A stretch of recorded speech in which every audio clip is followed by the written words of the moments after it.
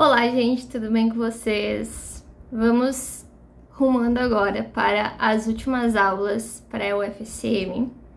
O que eu vou propor aqui é fazer uma revisão em 3 partes, tá? Então, essa primeira aula, ela é mais curta e depois a gente vai seguir para mais 2 aulas curtas também, pensando aqui em pontos específicos para revisão. Eu vou começar pela aula de planejamento, porque de fato acho que é o problema mais comum assim entre as redações, tá? Vocês já compreendem, né? Claro, a partir de aulas, vocês compreendem estrutura, né? Que é bastante importante, dos gêneros mesmo, né? Pra gente atender ao gênero. Então, lembrando que carta aberta tem a questão da interação e o artigo de opinião tem a questão de uma tese bem demarcada. E essa carta aberta, além da interação, ela tem um objetivo ali, que é solicitar algo. Essa solicitação vai ser a tua própria tese que tu vai ter que defender. E no artigo de opinião a gente também tem uma tese, mas sem interação nenhuma, cujo único objetivo é defender um ponto de vista, tá? E por que eu tô revisando só rapidamente isso? Porque essa tese é o que vai dar o tom do nosso planejamento.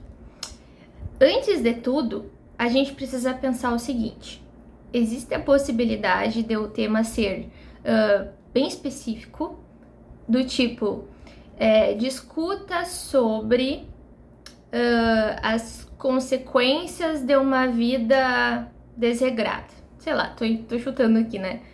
Beleza. O teu ponto de vista vai ser justamente a respeito dessas consequências. Mas pode ser que o tema, e é muito provável, né, que o tema seja bem aberto, tipo o que caiu nesse ano, a felicidade nas interações nas redes sociais. E quando a gente tem temas assim muito abertos, é difícil chegar numa tese sem que a gente faça questionamentos antes. Então a gente precisa olhar para esse tema e fazer certos questionamentos. E esses questionamentos não tem regra, na verdade, né, gente? Porque vamos pensar o seguinte: tem como eu fazer as mesmas questões que a Dani, por exemplo? Tem como eu pensar da mesma forma que o Emanuel? Não tem. Por quê? Porque isso depende do conhecimento de mundo de cada um. Na verdade, vamos pensar o seguinte, ó. Artigo de opinião tem um contexto de produção. O contexto de produção é eu me colocar naquele... na verdade, olha só, é uma coisa real. A diferença tá aí, o artigo de opinião se distancia da dissertação justamente por isso, porque a dissertação é uma coisa mais artificial, mais programada. Já o artigo de opinião, ele acontece no dia a dia, sabe? Ele tem um contexto ali. Eu sou uma pessoa tal que quero me posicionar sobre determinado assunto. Então, claro que o meu posicionamento vai nascer do meu conhecimento de mundo, das questões que eu já pensei, das questões que eu já refleti, das perguntas que eu faço. Por isso que eu incentivo muito sempre vocês a fazerem perguntas para si mesmos quando se deparam com o tema. Por exemplo, ontem, no meu Instagram, eu tava ali rolando a tela, olha só, uma coisa bem banal do dia a dia, e me deparo com um termo que eu não conhecia, que é lazy job.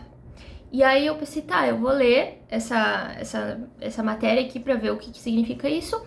E à medida que eu fui lendo, eu mesma fui fazendo o exercício de me perguntar algumas coisas. A matéria só tava explicando o que era o lazy job.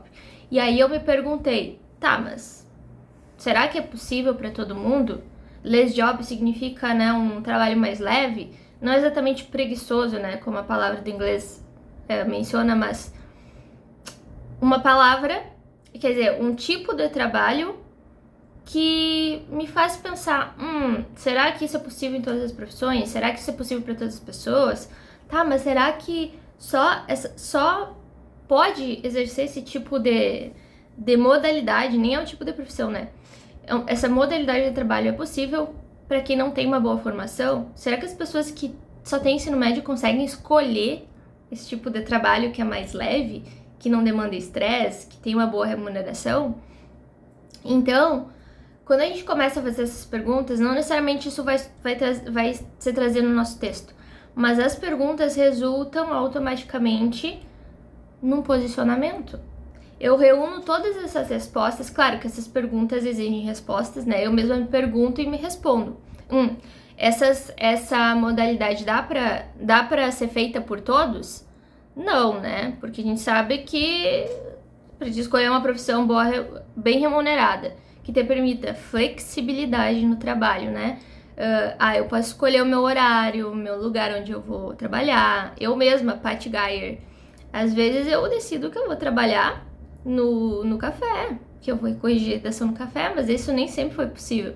Se eu não tivesse a formação que eu tenho, não seria possível. E ainda mais, se eu não tivesse uma boa formação que depende de mim mesma. A graduação não me formou para isso, a graduação me formou para dar aula na escola, concurso público ou escola particular, enfim, para dar aula no ensino básico. A graduação me deu o básico. Eu procurei me especializar, eu procurei fazer mestrado, muito mais do que isso, muito do que eu aprendi foi na prática. Eu procurei me especializar com outros conhecimentos, né, de design thinking, de design gráfico. Isso permite que o professor, por exemplo, tá? Só tô dando um exemplo. Permite que o professor possa desenhar aulas mais atrativas, mais didáticas e etc. Então, veja que o conhecimento, que a boa formação é chave para um tipo de trabalho que te permita mais flexibilidade, mais remuneração, claro, nem é o caso, nesse caso aqui que eu tô falando, nem seria remuneração, né? Seria um trabalho autônomo. Mas muitas empresas hoje, principalmente as startups, remuneram muito bem justamente por isso, porque procuram profissionais que consigam se adaptar a essa realidade de flexibilidade e que produzam muito, mas é um produzir muito dentro do limite, sabe? Pensando em saúde mental, por exemplo. Então, quando eu começo a fazer questionamentos e penso assim, não é possível para todo mundo, porque nem todo mundo tem boa formação, né? No Brasil existe um problema muito sério de educação formal. Então, eu já começo a me direcionar para uma tese. Eu posso, diante de várias perguntas que eu faço, esse trabalho é bom? Esse tipo de trabalho é bom? Sim, claro, é bem positivo. Então, eu fiz poucas questões aqui, umas 3 questões, e já consigo elaborar uma tese, que é a seguinte: esse trabalho é benéfico, essa modalidade, né, é benéfica para o indivíduo, né, na medida em que ele vai ter menos estresse, vai ganhar melhor, etc., vai escolher onde morar, porém envolve problemas sociais, envolve problemas coletivos. Veja que o tema poderia ser bem aberto, olha, disserte sobre a modalidade de trabalho lazy job. Aí os textos ali motivadores te diriam o que significa lazy job, ou te diriam também o que é trabalho remoto, como é um tema que aparece no nosso material, né? É quase a mesma coisa. Tá, discuta sobre lazy job e tu não... Como assim eu vou discutir sobre lazy job?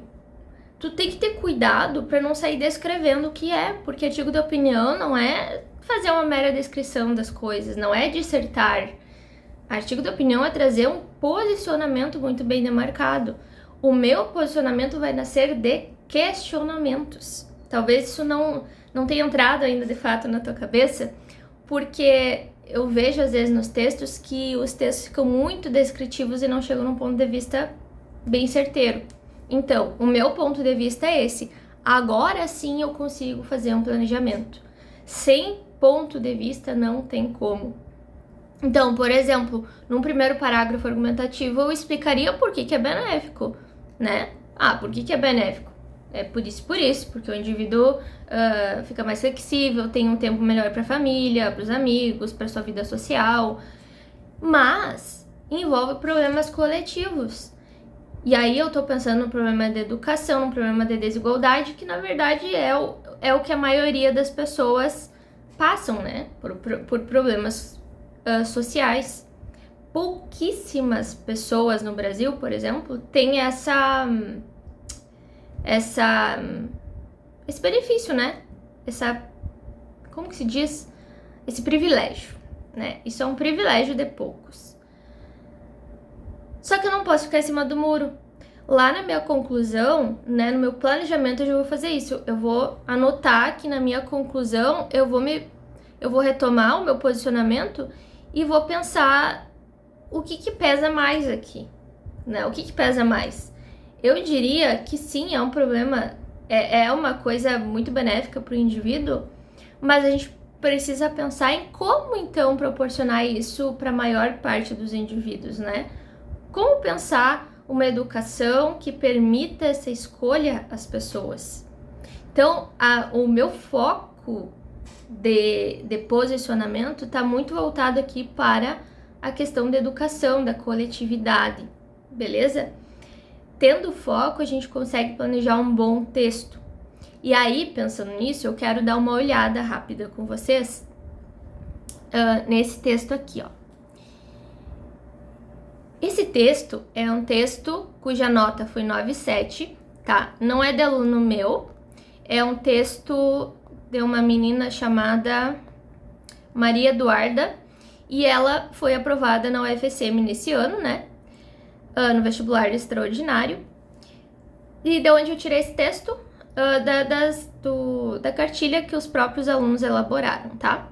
Então, eu não vou analisar palavra por palavra, eu só quero mostrar para vocês a tese dela, como ela planejou essa tese e como ela finalizou esse texto e pontuar algo bem importante aqui, tá? Então, o tema era felicidade nas interações nas redes sociais. O que ela colocou aqui? Felicidade no mundo virtual, dois lados de uma mesma moeda. Esse título resume muito bem o posicionamento dela. O que ela escolhe trazer aqui? Que a felicidade no mundo virtual tem dois lados. Tem o lado de uma mesma moeda, né? Tem o lado de que as redes sociais sim são positivas para proporcionar felicidade, conexões, amizades, mas por outro lado existe o lado negativo, né? Que é aquela questão emocional que provavelmente tu discutiu no teu texto também. A partir de onde ela traz essa tese? Na introdução. É na introdução que a gente delimita uma tese para que o leitor saiba exatamente o que espera. Vamos imaginar o contexto de um jornal, por exemplo. Eu abro o jornal, leio ali esse título do artigo. Ah, legal, vou ler esse artigo. Mas quando eu chego na tese, logo na introdução, eu decido se realmente eu vou ler esse texto. Se eu vejo que a introdução tá meio, né, tá meio capciosa, ou se a introdução tá meio bagunçada, talvez eu decida não ler mais. Então, a introdução, ela é essencial para o leitor se interessar pelo teu texto. Agora, num contexto de vestibular, não é só por isso, tá? No contexto vestibular é porque é critério mesmo. Critério trazer tese na introdução. Qual é a tese dela aqui? A partir daqui. Creio que no cenário tecnológico contemporâneo pode-se fazer uma analogia dessa temática a uma face de dois gumes. Aqui ela meio que misturou a analogia da faca de dois gumes, né? Mas isso não é um problema. Eu digo porque primeiro ela fala em moeda, daqui a pouco em faca, mas isso... Depois ela vai falar em moeda de novo lá no final do texto.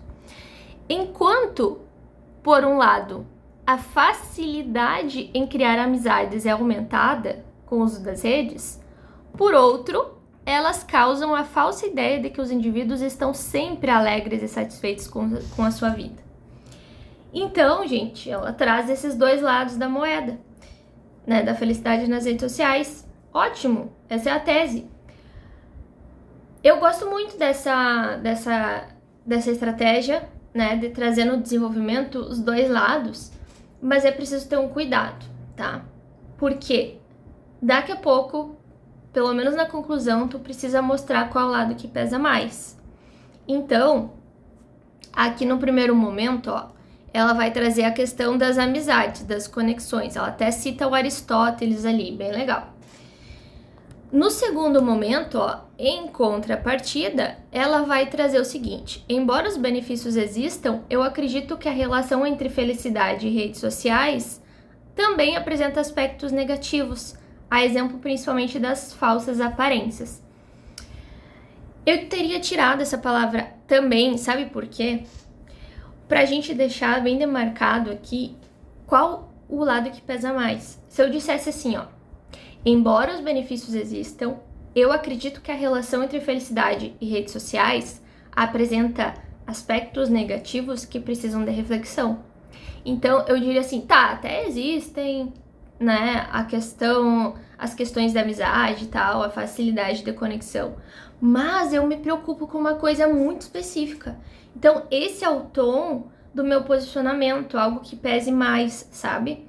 Quando ela diz ali também, parece que nada pesa, parece que a gente tem uma balança aqui bem equilibrada, tá? Beleza, tem lados positivos, tem lados negativos. Então, embora esse texto tenha uma nota excelente, provavelmente tenha tido desconto só no critério de língua portuguesa, porque tem um desvio que outro, eu diria pra gente ter esse cuidado maior, porque um corretor mais atento pode sentir falta desse tom mais de posicionamento para um lado específico, tá? Isso é o que se espera de um artigo de opinião. A gente não pode ficar em cima do muro. E nós precisamos considerar que corretores não são deuses. Corretores são pessoas que muitas vezes estão cansadas ou muitas vezes estão mais atentas, estão tomando energético. E são pessoas que também têm visões de mundo diferentes. Então, a gente precisa deixar tudo muito bem colocado, né, em termos de ideias, posicionamento bem específico. E ainda mais, vocês vão notar lendo esse texto que a linguagem ela é bem simples também. Isso importa muito pro texto. Eu até tô a fim de abrir essa discussão em algum momento aí nas redes sociais, não sei, talvez gravar um vídeo sobre isso, dos segredos da escrita na perspectiva do Stephen King, né? O Stephen King é um escritor que escreve ali várias obras, né? Dezenas de obras de terror. Mas muito mais do que isso, ele é um baita de um escritor, embora eu não goste muito de terror. Ele tem um livro chamado Sobre a Escrita e ele fala basicamente o seguinte, em termos muito resumidos: a boa escrita é aquela que diz o que precisa ser dito, ou seja, sem palavras difíceis. Ele até faz uma analogia de o teu leitor é uma pessoa que tá precisando ser salva, que tá se afundando num pântano. Então, tu precisa imaginar o teu leitor assim, como se tu estivesse jogando uma corda para ele se salvar. E o que ele quer dizer com isso? Que quanto mais enrolado tu for, quanto mais palavras difíceis tu usar, quanto mais complexa for tua escrita, pior. Porque tu não vai chegar a lugar nenhum, tu vai trazer termos que não eram necessários e deixar de trazer termos que eram necessários. Então, ser simples não significa ser coloquial. Mas, por exemplo, no momento em que ela diz, embora os benefícios existam, eu acredito que tal coisa, tá muito claro. Existem benefícios. Benefícios, não precisa colocar benevolências, outras palavras que, oh meu Deus, para enfeitar o texto, tá? Então, é uma boa escrita, tá tudo muito claro. Só esse ponto de análise que eu tô fazendo aqui, de deixar um posicionamento bem claro. E aí, na conclusão, olha só, o que ela diz aqui. Desse modo, deixo a pergunta. Como pensar sabiamente esse sentimento, a felicidade, né, no mundo interativo das redes? Ela tem que responder isso.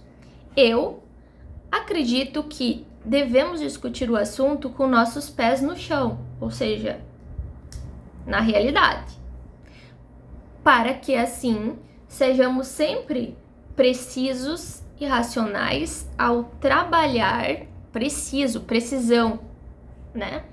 E racionalidade, ao trabalhar questões complexas como a supracitada. Não precisava como a supracitada, tá? Sejamos sempre precisos racionais ao trabalhar essa questão. Pronto. Dessa forma, conseguimos enxergar a felicidade por meio das redes em seu cerne, assim como seremos capazes de analisar seus pontos positivos e negativos corretamente. Acho essa conclusão bem exatamente o que eu estava vendo que ia resultar o texto dela. Como ela não trouxe um lado que pese mais, a conclusão também ficou em cima do muro. Resumidamente, a conclusão diz o seguinte: nós precisamos ser realistas e avaliar o lado positivo e negativo das redes sociais, mas eu não vou dizer qual que é o melhor. Então, é um texto excelente, tá? Mas, para mim e para corretores que estão ligados no objetivo do artigo de opinião, precisaria mais desse posicionamento bem demarcado, de dizer, para mim, o lado negativo é muito grave e precisa ser levado em conta. Embora, existam conexões legais que produzam felicidade, para mim, isso aqui é mais grave e a gente precisa discutir mais, sabe? Então, questão de planejamento. Talvez ela tenha planejado assim mesmo, né? Claro, eu acredito aqui que foi de propósito, que não é que ela esqueceu, tá? De qualquer maneira, é um posicionamento. Ela se posiciona assim, meio em cima do muro. Existe isso, existe aquilo. Mas eu aconselho que seja mais focado num ponto X. Se o teu peso, digamos assim, fosse mais a questão das amizades, como foi o texto do João, que a gente analisou já, aí teria que fazer o contrário, como ele fez, né? Primeiro, bom, existem problemas associados às redes, né, de relacionamento, beleza? Mas eu acredito que sim, é possível ser feliz nas redes sociais. Aí, veja que o questionamento dele não foi se há benefícios e malefícios. O questionamento do João foi assim: é possível ser feliz nas redes sociais? E aí, ele defende, embora existam problemas, o meu posicionamento é de que é possível sim ser feliz nas redes sociais. E aí ele vai desenvolver ali o porquê que ele acha isso. Então, dependendo do seu posicionamento, tu vai também fazer essa troca, né? Dos dois lados da moeda. Talvez o malefício venha antes e a questão positiva venha depois, porque o teu peso maior vai ser na questão positiva. Então, claro que esse não é o único planejamento, né, gente? De repente, o meu texto iria só trazer o lado negativo. Poderia dizer, por exemplo, que as redes sociais são um total problema, que eu fujo delas, que eu não sou feliz nas redes sociais, e eu acho que ninguém é feliz, e aí meu planejamento vai ter que defender isso. Todo meu planejamento do texto vai versar sobre isso, tá? Então, são estratégias argumentativas diferentes, mas o que importa é uma tese bem delimitada, que tem um posicionamento bem demarcado, e a partir disso eu vou defender no meu desenvolvimento isso, e na conclusão eu preciso retomar esse posicionamento bem demarcado novamente. Trazendo uma proposta, digamos assim, ou não, no caso dela lá atrás, né, que é preciso refletir aqui sobre esse assunto e colocar os pés no chão, na realidade, beleza? Trazendo proposta ou não, a gente precisa retomar exatamente aquilo que foi tratado. Ela gabarita esses critérios, claro, porque ela tá retomando o que foi tratado no texto dela, tá? Eu não tô dizendo que a conclusão tá errada, ela está correta, corretíssima, porque ela retoma exatamente nada mais, nada menos do que foi tratado no texto. Muito bem planejado. O único ponto aqui de cuidado é que eu aconselho que vá para um lado mais específico, certo?